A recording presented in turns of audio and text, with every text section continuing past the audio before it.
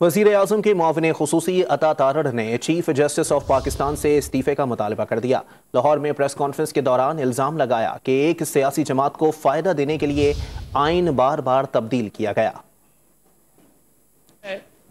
कि कहीं ना कहीं कुछ साजबाज ऐसी है कि जिद है कि अपने होते हुए इलेक्शन करवाने, एक पॉलिटिकल पार्टी को फायदा देने के लिए आइन को तब्दील करके और आइन को तब्दील करने के बाद एक जुडिशियल ऑर्डर उसके हक में दिए गए। तो मेरा तो यह मुतालबा है बड़ा क्लियर कि इन सारे मामलात को देखते हुए चीफ जस्टिस ऑफ पाकिस्तान को फिलफौर मुस्ताफी हो जाना चाहिए। लाडला जरूर होगा कि उसकी चोरी डकैती उसके मामलात को आप पसे पर्दा डाल दें, मगर इतना लाडला तो नहीं था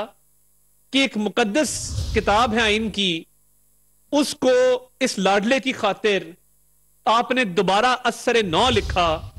ताकि उसकी पंजाब में हुकूमत कायम हो सके।